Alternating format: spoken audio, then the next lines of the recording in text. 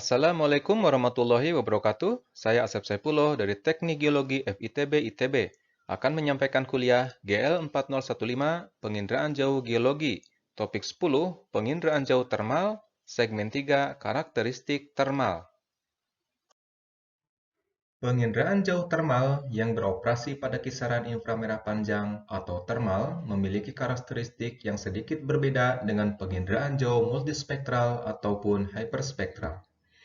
Karakteristik penginderaan jauh termal yang khas terjadi pada saat interaksi termal dengan atmosfer. Proses hamburan gelombang elektromagnetik dapat sedikit diabaikan di wilayah inframerah termal. Tetapi penyerapan dan emisi atmosfer oleh uap air, CO2, dan O3 sering terjadi.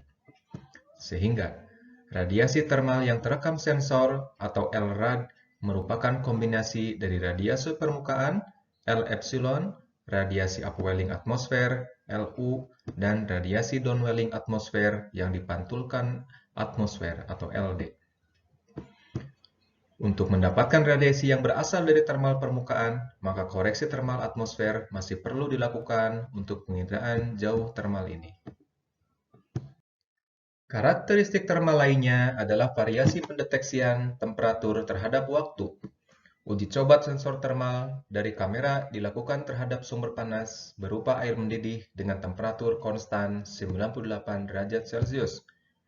Pengukuran dilakukan selama 24 jam dengan menempatkan sensor termal pada ketinggian 2 meter. Uji coba juga dilakukan menggunakan variasi tutupan vegetasi sebanyak 0% atau tanpa vegetasi dan 25% dengan vegetasi. Hasilnya menunjukkan bahwa variasi pembacaan temperatur sumber panas dengan tutupan vegetasi 0% tanpa vegetasi cukup rendah, yaitu sekitar 3 derajat Celcius. Pembacaan sumber panas relatif konstan terhadap waktu dan tidak terpengaruh oleh temperatur udara sekitar. Variasi pembacaan temperatur cukup tinggi terjadi pada kondisi tutupan vegetasi sebanyak 25%. Tutupan vegetasi mengurangi pembacaan temperatur sumber panas sekitar 30% pada siang hari dan 50% pada malam hari sampai dengan pagi hari. Dari slide sebelumnya bisa terlihat bahwa material seperti vegetasi memiliki variasi temperatur yang berbeda terhadap waktu. Setiap material atau benda memiliki variasi pembacaan temperatur yang berbeda-beda terhadap waktu disebut sebagai inersia termal. Inersia termal merupakan ukuran ketahanan material terhadap perubahan temperatur. Material dengan inersia termal tinggi akan memiliki temperatur permukaan seragam baik siang maupun malam hari. Sedangkan material dengan inersia termal rendah, variasi temperatur akan tinggi terhadap waktu sehingga pengukuran akan tergantung siang atau malam hari.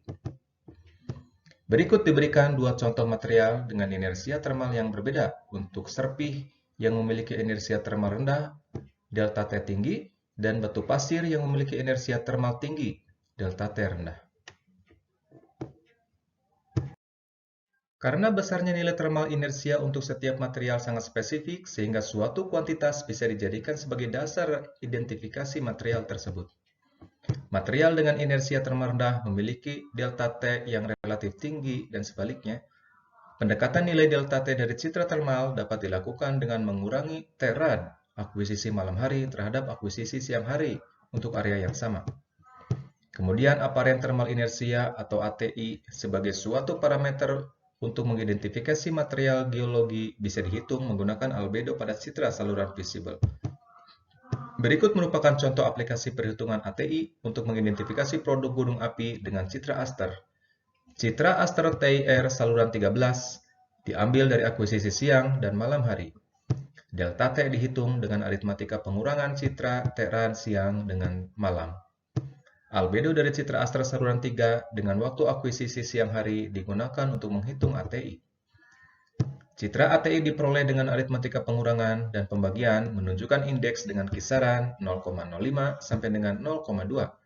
Rona terang dan gelap mengindikasikan variasi perbedaan material di permukaan terkait dengan karakteristik temperaturnya terhadap waktu.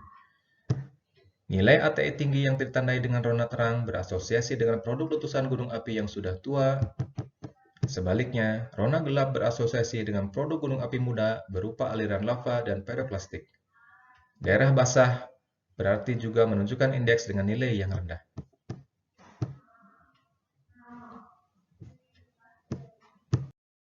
Demikian kuliah GL 4015 Penginderaan Jauh Geologi. Kita akan bertemu kembali pada segmen berikutnya. Terima kasih.